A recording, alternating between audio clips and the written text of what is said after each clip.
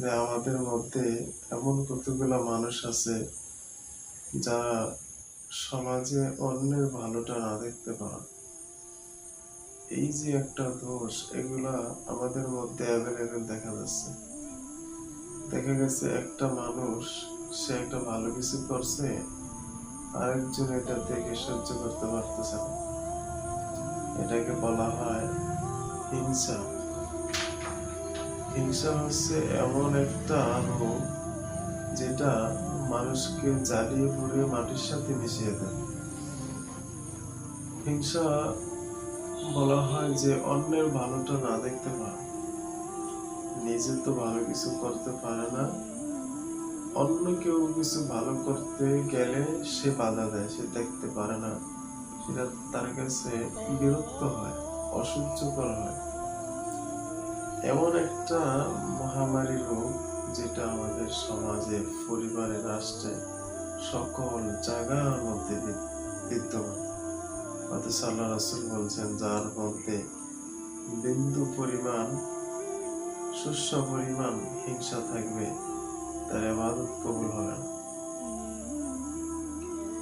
সে জান্নাতে যাওয়া অসম্ভব। যার পরিমাণে জর্রা পরিমাণ হিংসা, অহংকার থাকবে, তার জন্য জান্নাত না। সুতরাং এই হিংসা নামক অপরাধ থেকে আমাদেরকে বাঁচতে হবে।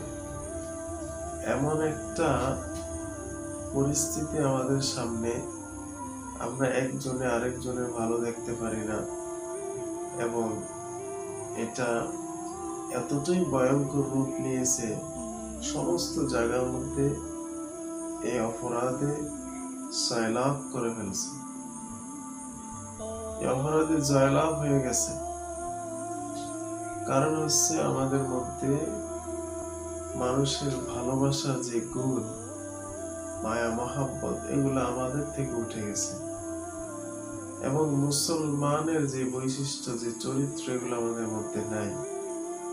এর একটাই কারণ, সেটা হচ্ছে নৈতিকতা শিক্ষা না থাকার কারণে, কোরআন হাদিস এবং ধর্মীয় বিষয়ে নলেজ না থাকার কারণে অজ্ঞ মূর্খ মানুষের সংখ্যাই বেশি, জাহেল মানুষের সংখ্যা বেশি। এখন পড়তে রাজি না, আর এক জ্ঞানী মানুষের ভুল এখন মূর্খেরা ধরে ফেলে।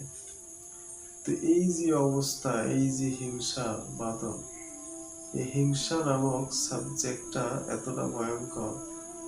বলা হয়েছে হিংসা এমন একটা রোগ, মানুষকে এই রোগে মাটির সাথে মিশিয়ে দেয়।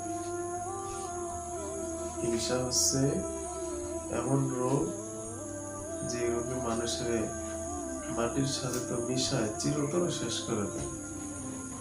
ইতিহাসের দিকে তাকাইলে বোঝা যায়, যারা হিংসা করছে তাদের অস্তিত্ব নাই, তাদের অস্তিত্ব খুঁজে পাওয়া মুশকিল। তাই এই হিংসা নামক রোগ থেকে, অপরাধ থেকে আল্লাহ পাক আমাদেরকে হেফাজত করুন, এবং আমরা যাতে অপরের ভালোটা দেখতে পারি, সহ্য করতে পারি, অপরকে সাহায্য করতে পারি, অপরকে সহযোগিতা করার জন্য আমরা সামনে যেতে পারি। আল্লাহ নবী বলছেন, কোন মুসলমান যদি কোন মুসলমানের কোন কাজে সহায়তা করে, তাহলে 10 বছর ইতিকাফের সওয়াব তার আমলনামায় দেওয়া হয়। সুবহানাল্লাহ, সুবহানাল্লাহ। একটা মুসলমানের খেদমত সামান্য পরিমাণ যদি করা সম্ভব হয়, ধরেন একটা মুসলমান ভাই একটা রাস্তার মধ্যে একটা বোঝা নিয়ে দাঁড়িয়ে আছে, মাথা উঠানোর জন্য লোক নেই, আপনি যদি মুসলমান ভাইকে এই বোঝাটা উঠিয়ে দেন, তাহলে এই বিনিময়ে আল্লাহ আপনাকে তো সওয়াব দিবই। নবীজি বলছেন যে 10 বছর ইতিকাফের সওয়াব তার আমলনামায় দিবেন। সুবহানাল্লাহ। এত বড় ফজিলত, এত বড় নেকি। এই জন্য মুসলমানের হিংসা করা উচিত না। মুসলমানের হিংসা করলে পরকাল আখিরাত বরবাদ হয়ে যায়। আজকে দেখা গেছে একজনের ভালো আরেকজনে দেখতে পারে না, এক আলেম আরেক আলেমকে দেখতে পারে না, এক টিচার আরেক টিচারকে দেখতে পারে না। এক নেতা আরেক নেতারে দেখতে পারে না, এক রাষ্ট্র এক বাচ্চা আরেক বাচ্চা দেখতে পারে না। এই যে হিংসা নামক এক রোগ, এগুলা আমাদেরকে আমাদের রাষ্ট্রীয় জীবন থেকে শুরু করে আমাদের পারিবারিক ঘরের মধ্যেও এই রোগ দেখা দিচ্ছে। তো এই রোগ অনেক বড় মহামারী রোগ। এই রোগ থেকে বাঁচতে হইলে বেশি বেশি করে আল্লাহ পাকের স্মরণ করা, নামাজ পড়া, জিকির আজকার করা এবং বেশি বেশি কোরআন তেলাওয়াত করা, জ্ঞান অর্জন করা, জ্ঞান অর্জন করার মাধ্যমে এবং হিংসা কি ক্ষতি কি লাভ এগুলা জানা, তাহলে আশা করা যায় হিংসা থেকে বাঁচা যাবে। এবং আল্লাহর কাছে বেশি বেশি করে দোয়া করা যে আল্লাহ হিংসা নামক রোগ যাতে আমার মধ্যে না আসে।